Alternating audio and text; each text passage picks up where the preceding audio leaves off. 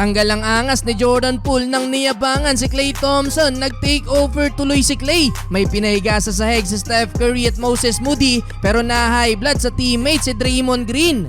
Golden State Warriors versus Washington Wizards. Makalipas ang 20 games na pagkaka-injured, balik aksyon na ang point guard na si Chris Paul. Pero wala ngayon si Andrew Wiggins, pinag-start si Moses Moody. First quarter, may pinahiga kaagad sa depensa si Stephen Curry kaso bumuhat sa Wizards si Kyle Kuzma. 8 points sa opening quarter kaya nakakalamang agad ng home team. Halfway mark nang ipinasok si Jordan Poole, pasok ang unang bitaw sa tres sa harap ni Stephen Curry na nasundan din ng driving layup. Under 5 minutes, ipinasok naman si Chris Paul. Gary Payton II, putback ng minalas naman si Stephen Curry, 0 out of 4 sa field. Umabot sa 9 points ang biggest lead ng Wizards. Buti na lang nagkaroon ng mini run ng Warriors kung saan kumana ng 5 straight points si Klay Thompson at natapos sa baseline dunk ni Jonathan Kuminga. 8 points para kay JK, 25-23, end of first quarter.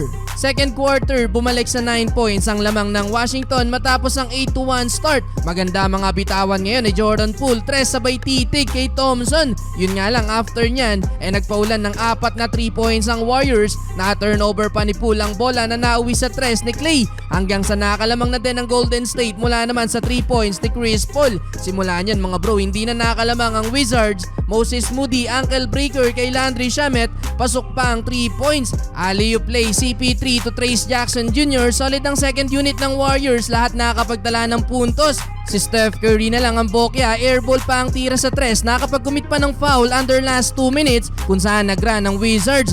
Draymond Green nagalit na din sa teammates, wala daw help defense sabi ni Dre. Well, natapos ang first half, lamang pa ng 2 points ang Warriors. Another 3 points mula kay Chris Paul, sabay bawi si Kyle Kuzma, 60-58 halftime.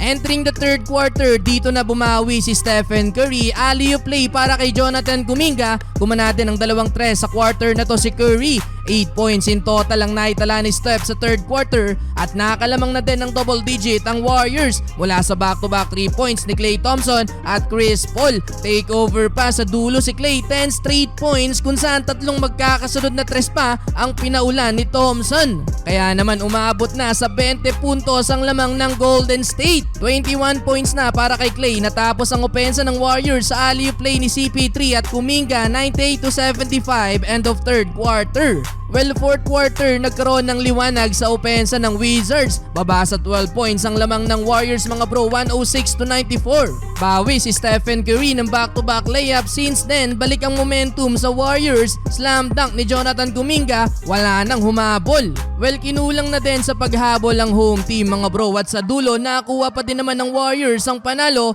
mula sa 20-point game para kay Klay Thompson.